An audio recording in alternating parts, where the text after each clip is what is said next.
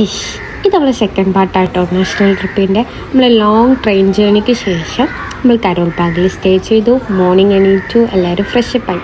So ഇന്ന് നമ്മൾ പോകാനുള്ള സ്ഥലങ്ങളെക്കുറിച്ചിട്ടും നമ്മൾ ഐറ്റിനറി ഓൾറെഡി നമ്മുടെ കയ്യിലുണ്ടായിരിക്കും, അതിനെക്കുറിച്ച് നമ്മൾ ഡിസ്കസ് ചെയ്തു.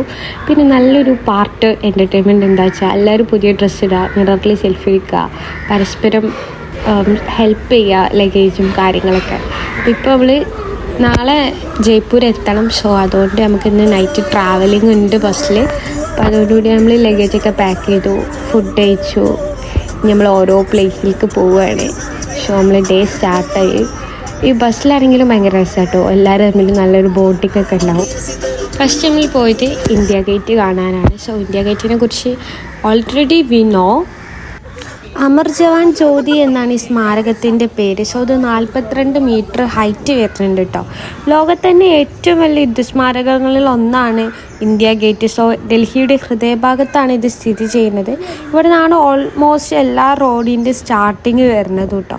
ഒന്നാം ലോക മഹായുദ്ധത്തിൽ അഫ്ഗാൻ യുദ്ധത്തിലും മരിച്ച ബ്രിട്ടീഷ് ഇന്ത്യൻ സൈനികരുടെ ഓർമ്മയ്ക്ക് 1931 ഈ സ്മാരകം നിർമ്മിക്കുന്നത്. ഗേറ്റിൻ്റെ തൊട്ടടുത്ത് തന്നെ ആയിട്ട് നാഷണൽ വാർ മെമ്മോറിയൽ ഉണ്ട്. സോ നമ്മൾ അതിൻ്റെ ഉള്ളിലേക്ക് എൻട്രി ചെയ്തു. നല്ലൊരു ബ്യൂട്ടിഫുൾ ഗാർഡൻ ആട്ടോ, ഒരു നല്ല വെൽ മെയിൻറ്റെയിൻഡ് ആണ്. സോ ഡ്രിങ്കിങ് വാട്ടറും അവിടെ പ്രൊവൈഡ് ചെയ്യുന്നുണ്ട്. Each mural weighs over 600 to 1000 kg and it's sculptured by Sri Ramveer Sutar. Majorly 4 battles and 2 operations are on this mural. Coming to the last circle of mortality, in Hindi we call it as Amar Jawan. The main feature of this circle is oblique, which is 15 meters in height, and on top of it there is a national emblem which weighs over 412 kgs, which is made of pure bronze, and on base of this oblique you can see eternal flame Amar Jawan Jyoti. ധൈര്യം, ത്യാഗം, ദേശാഭിമാനം, ഇത്രയും കാര്യങ്ങളാണ് ഇത് represent ചെയ്യുന്നത്. So സർക്കുലാറിലുള്ളത് വീരജവാന്മാർക്കുള്ള എറ്റർണൽ ഫ്ലെയിമാണ്. അവിടെ നിന്നുള്ള വ്യൂസാണ് ഇട്ടത്. ഞങ്ങളെല്ലാവരും സർക്കുലാർ മോഡിൽ ആ ക്ലാസ്സിന് ശേഷം റൗണ്ട് അടിച്ച് കണ്ടു. സോ ഒരു 1 സർക്കിൾ നമ്മൾ കറങ്ങണം ഇത് ഫുള്ള് കാണാൻ വേണ്ടിയിട്ട്. ഇങ്ങനെ അനങ്ങാതെ നിൽക്കാനും വേണം. So dedication. നല്ല വെയിലാട്ടോ. നമ്മൾ വെയിലിന് ജസ്റ്റ് പുറത്തേക്ക് ഇറങ്ങി. അപ്പോൾ ഒരു ഗാർഡൻ പോലെയാണ്. അതിലിങ്ങനെ നടന്ന് വന്നു കഴിഞ്ഞാൽ നമുക്ക് ഡ്രിങ്ക്സ് കഴിക്കാം. സോ നമ്മളൊരു ലൈം സോഡ നല്ല ടേസ്റ്റ് ഉണ്ടായിരുന്നു. അപ്പോൾ ഞാൻ ലൈം സോഡയാണ് കുടിച്ചത്.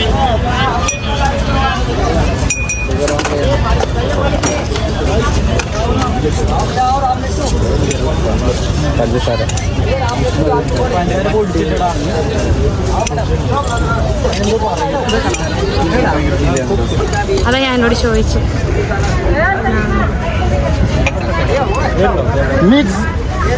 Thank you.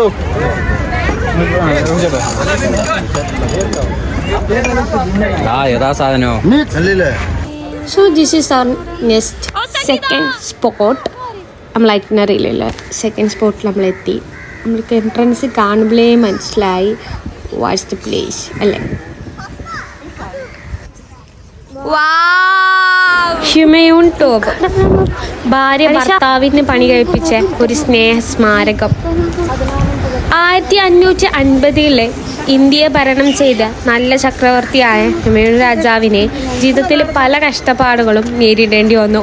ഒരിക്കൽ രാജ്യം തന്നെ നഷ്ടപ്പെട്ട് പ്രവാസ ജീവിതം നയിച്ച് പിന്നീട് രാജ്യം തിരിച്ചു പിടിച്ച രാജാവ് ഒരു ദിവസം ഡൽഹിയിലുള്ള തൻ്റെ ലൈബ്രറിൻ്റെ കെട്ടിടത്തിൻ്റെ പടികളിൽ വീണ് രാജാവ് അപ്രത്യക്ഷമായി മരണപ്പെട്ടു.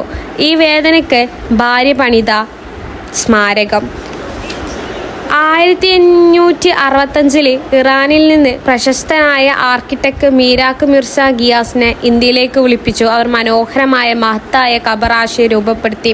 4 ഭാഗങ്ങളിലും വലിയ പൂന്തോട്ടങ്ങളും ചുവന്ന മൺകലവും വെള്ള മാർബിളും ഇട്ട മനോഹരമായ കവാടങ്ങളും വലിയ ഗോപുരങ്ങളുള്ള സ്മാരകം. പൂർണ്ണമായ സിമെട്രിയും സമതുല്യമായ സ്മാരകവും. ഭർത്താവിൻ്റെ ഓടുള്ള സ്നേഹവും കടുമയും ബഹുമാനവും പണിത് ലോകത്തിലെ തന്നെ സ്നേഹത്തിൻ്റെ പ്രതീകമായ താജ്മഹലിന് പോലും പ്രചോദനം നേടിയ സ്മാരകം. ഭാര്യ ഭർത്താവിനെ നേടിയെടുത്ത സ്മാരകം. ഈ സ്മാരകം കാണുമ്പോൾ തന്നെ ബീഗാർ രാജ്ഞിയെ ഓർക്കാത്തവരായി ആരും ഉണ്ടാവില്ല കേട്ടോ. നമ്മൾ ഫ്രൈഡേ ജുമാൻ്റെ സമയത്താണ് പോയത്. സോ ഇതിൻ്റെ അടുത്ത് തന്നെ പള്ളിയുണ്ട്. പള്ളിയിൽ നമസ്കാരത്തിനായിട്ട് ബോയ്സൊക്കെ പോയി, മുസ്ലിം ബോയ്സൊക്കെ പോയി. അപ്പോൾ നമ്മൾ കുറച്ച് ഫോട്ടോസൊക്കെ എടുത്ത്, അതേപോലെ തന്നെ കുറേ ടോംസ് ഉണ്ട്. ഓരോ റൂമും അടിപൊളിയാണ്, ഭയങ്കര സിമെട്രിക്കലായിട്ട് നമുക്ക് തോന്നും. ഗാർഡനും ഉണ്ട്. അപ്പം നമ്മൾ അവിടെയൊക്കെ പോയി ഓരോ നോക്കാൻ കോർണറും നമ്മൾ ഫുൾ കണ്ടു കേട്ടോ.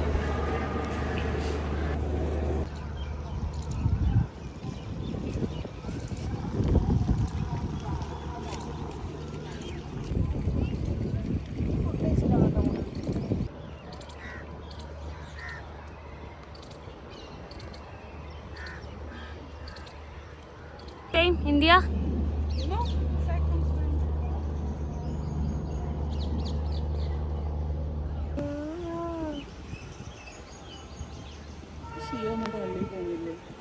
പിന്നെ അറ്റ്മോസ്ഫിയർ ഭയങ്കര കാമാണ്. അപ്പം നമുക്ക് കുറേ ഞങ്ങൾ ഫ്രണ്ട്സിൻ്റെ കൂടെ ടൈം സ്പെൻഡ് ചെയ്യാനൊക്കെ പറ്റിയൊരു പ്ലേസ്. അപ്പം ഞാൻ വിചാരിച്ചു ഡൽഹിയിലാണ് ഇപ്പം നമ്മൾ പഠിക്കണമെങ്കിൽ ഞങ്ങളൊക്കെ മേ ബി ഡെയിലി വരുന്നൊരു സ്പോട്ടാവാൻ ചാൻസ് ഉണ്ടായിരുന്നു. പിന്നെ ജാസ്മിൻ്റെ സ്മെല്ല്, അറ്റ്മോസ്ഫിയർ ഫുള്ളി ജാസ്മിൻ്റെ സ്മെല്ലാണ്. പിന്നെ അവിടുത്തെ ഓരോ ഇരിപ്പിടങ്ങൾ കാണുമ്പോൾ എനിക്ക് തോന്നി ഇത്രയും മനുഷ്യന്മാർ വന്നിട്ട് ഓരോ മെമ്മറീസ് ഷെയർ ചെയ്തിട്ടുണ്ടാവും. എനിക്ക് നമ്മളെക്കുറിച്ച് അറിയുന്നത് പോലെ തന്നെ ഓരോ ഇരിപ്പിടങ്ങൾക്കും പല മനുഷ്യന്മാർ, പല ലാംഗ്വേജിലുള്ള പല രഹസ്യങ്ങളും അറിയുന്നുണ്ടായിരിക്കും. ഞങ്ങളവിടെ വെച്ചിട്ട് പോർച്ചുഗൽ ടീംസിനൊക്കെ പരിചയപ്പെട്ടിരുന്നു കേട്ടോ. നൈസായിരുന്നു. ഒരു മാത്രമാ 2 കസ്റ്റമൈലിട ഇറച്ചി പീസ് എന്റെയാണ് ചവിട്ടുന്നില്ല. ഞാനാണ്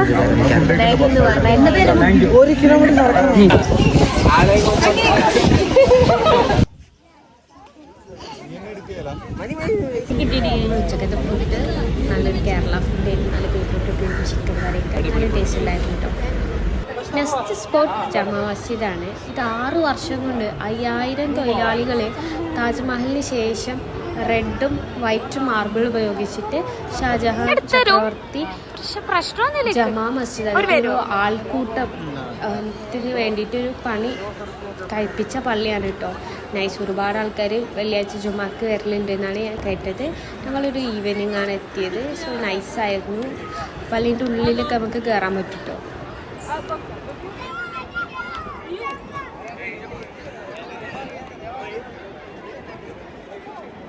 തന്നെ പോവാ.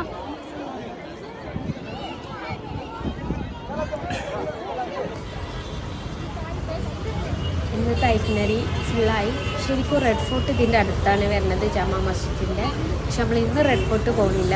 നമ്മൾ നേരെ ജയ്പൂർ പോവുക. അതിൻ്റെയാണ് കുറച്ച് ലേസി അങ്ങനെ ഫ്രഷപ്പ് ആവാൻ സാധനങ്ങളൊക്കെ കഴിച്ചിട്ട് നമ്മൾ ജയ്പൂർക്ക് തിരിക്കുകയാണ്. സോ നല്ല രാത്രി മഴ ഉണ്ടായിരുന്നു.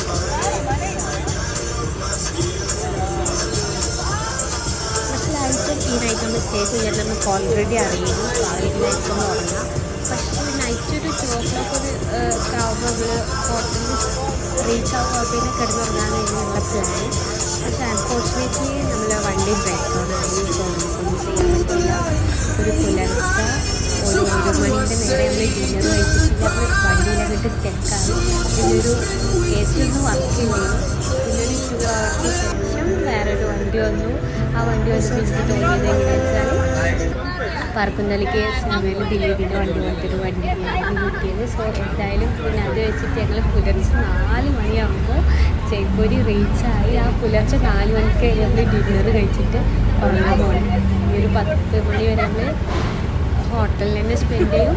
നാളെ എന്ത് ചെയ്യും, നാളെയല്ല ഇന്ന് തന്നെ നമ്മൾ ഇനി എന്ത് ചെയ്യും, ജയ്പൂർ കാണാൻ പോകും. ജയ്പൂർ എനിക്ക് ഭയങ്കര ഇഷ്ടമുള്ളൊരു പ്ലേസാണ് കേട്ടോ. കുറേ കാലം ഞാൻ കാത്തിരുന്ന പ്ലേസാണ്. അപ്പോൾ ജയ്പൂരത്തെ റോക്ക് കുറച്ച് സ്പെഷ്യലായിരിക്കും.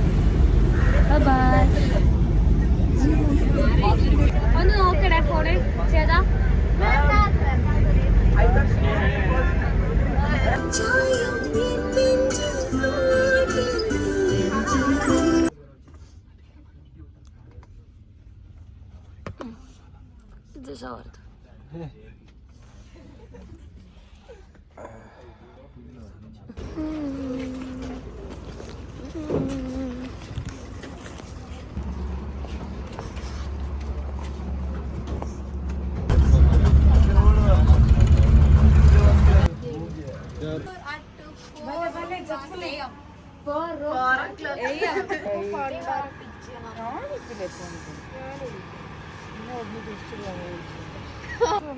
ഇന്നലൊക്കെ എങ്ങനെ വളർന്നു